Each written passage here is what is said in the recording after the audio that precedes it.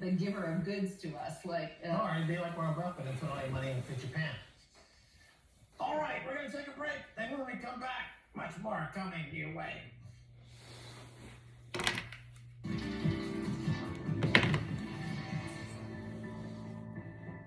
Welcome back to the Kaiser Report. I'm Max Kaiser. Time now to turn to Farouk Ahmed. He's the founder and CEO of web design company R-Kicked Technologies, as well as Bitcoin Association of Pakistan. Farouk, welcome to the Kaiser Report. Thanks for having me. All right, Pakistan is putting government funds into Bitcoin mining, is what we hear. This made international headlines. What do you think, and what do you know about this?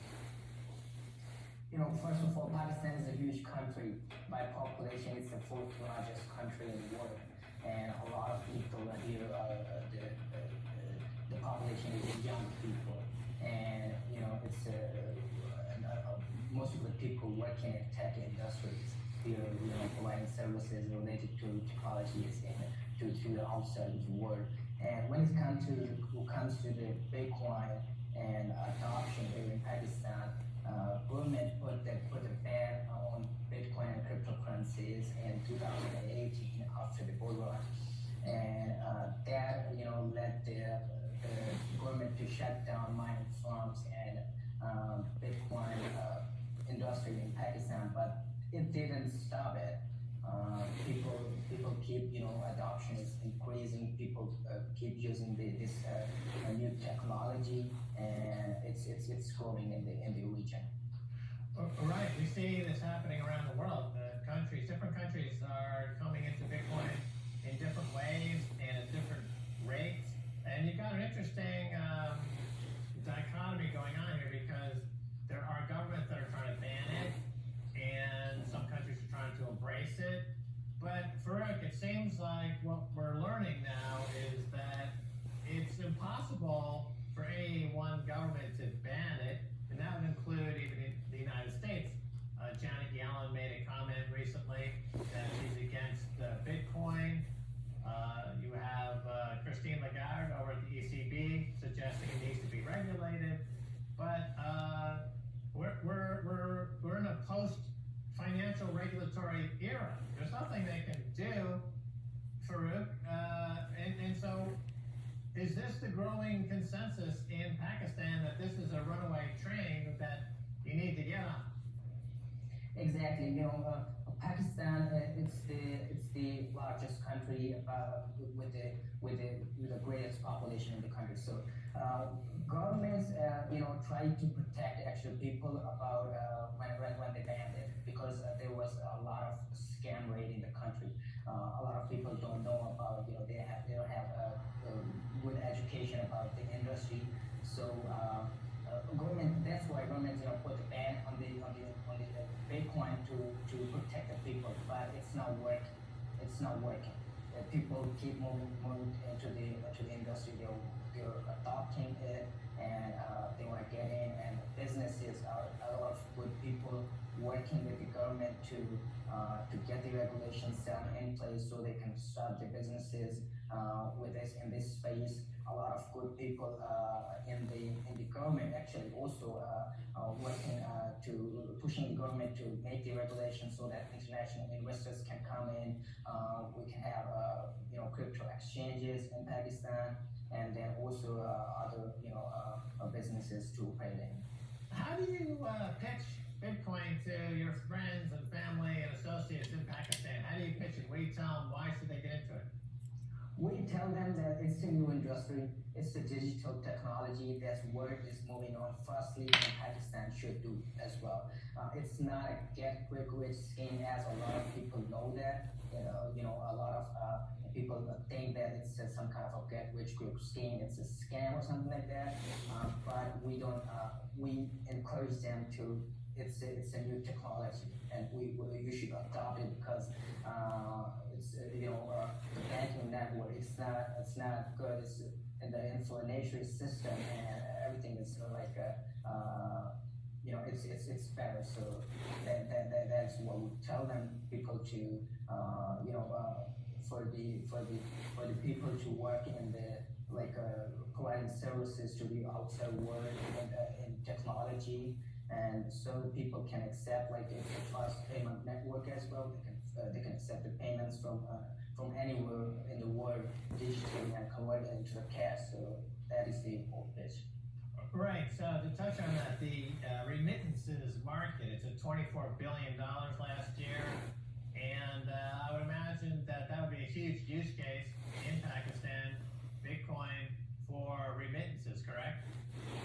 Correct, that's correct. A lot of Pakistanis working outside of world, different countries, and they send money to their household, their family in Pakistan, and me as well. All family members are working in different countries. They send us money, and it takes a lot of some time, and also the cost is high. So if we have an infrastructure about this Bitcoin network, they can use it. They can send money quickly and easily, freely. So it's always better. So tell us a little bit about Pakistan's monetary system and the central bank. The Pakistani central bank, what have they issued any thoughts about Bitcoin at all? What is the monetary policy there, as far as you know? The monetary policy is not. It's like not different than other countries. It's the Pakistani rupee. It's backed by U.S. dollars, so they can actually print more money, more PQR. They have to ask to the United States, and it's not like backed by the gold, as a lot of people misconceptions in the country.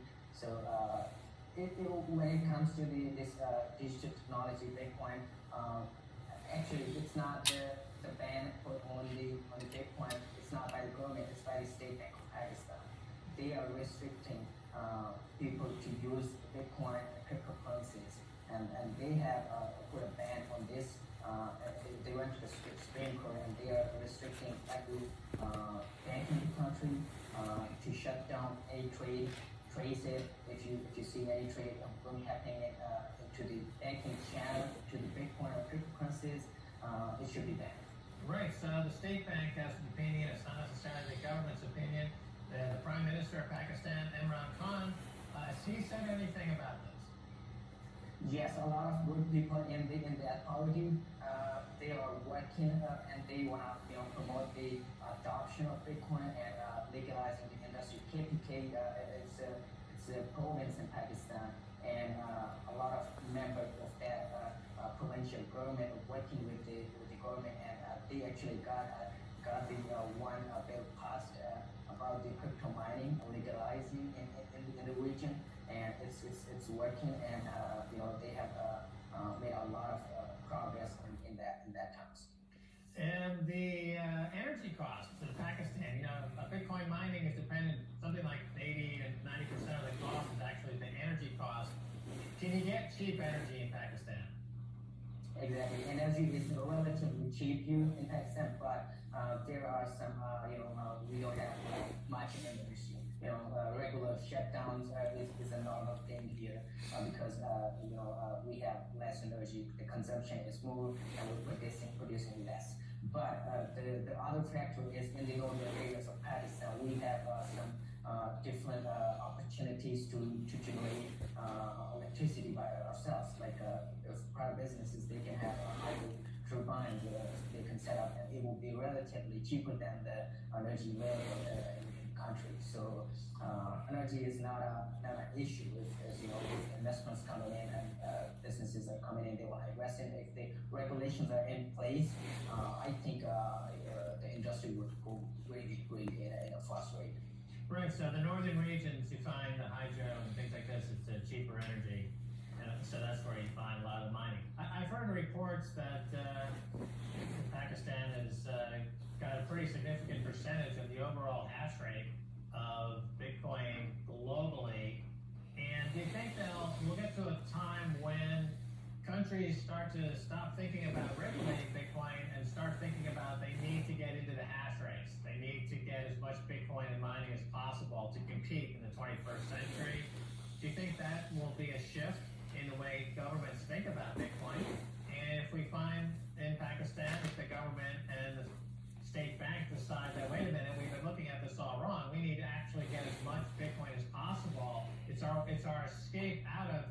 US dollar hegemony, which is something I think Pakistan's been trying to do for decades.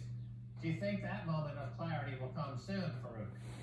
Definitely, it's gonna be, it's gonna be that race. It's just starting right now in Pakistan. It's just, in the initial stages of getting and realizing that we need to go to this financial system because, currently we have very few people in the government that think like that. But as we see, there are a lot of people that are understanding that this is the future and we should go this way. And government would be very much when they understand the network and the power of this new technology. That's definitely not going to be the case, and women would think we should get into the hash power and mine war to capture as much Bitcoin as they want. So definitely, yes. All right, Farouk Ahmed of the Bitcoin Association of Pakistan, thanks for being on Kaiser Report. Thank you. Have a good day. And that's going to do it for this edition of Kaiser Report with me, Max Kaiser and Stacey Herbert. I want to thank our guest, Farouk Ahmed of the Bitcoin Association of Pakistan. Until next time, bye y'all.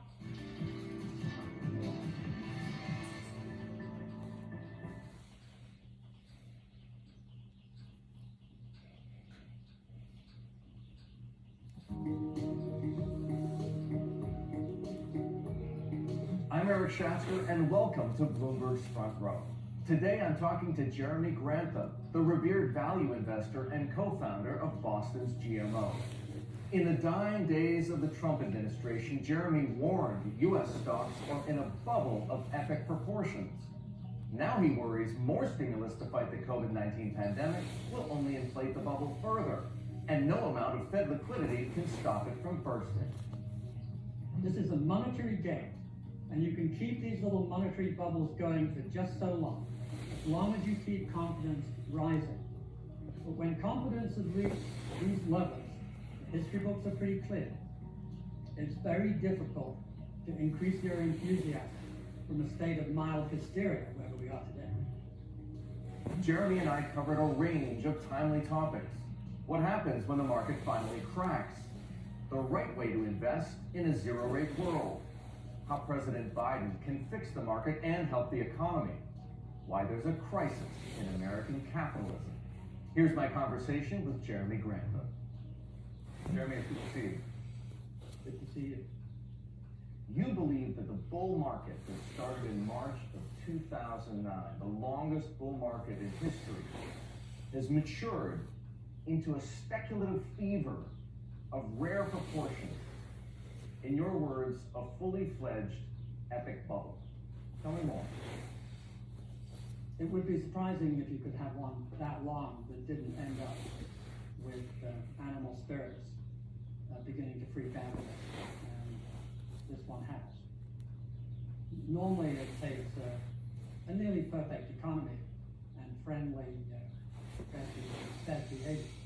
But this one has managed to do it with a somewhat wounded economy on a global basis. And to compensate for that, we've had even more spectacular Fed friendliness and government friendliness. So we've had, for once, the joining of fiscal spending with the Fed's behavior. And the usual moral hazard that has been going on since Greenspan arrived in the 90s. And the result of this is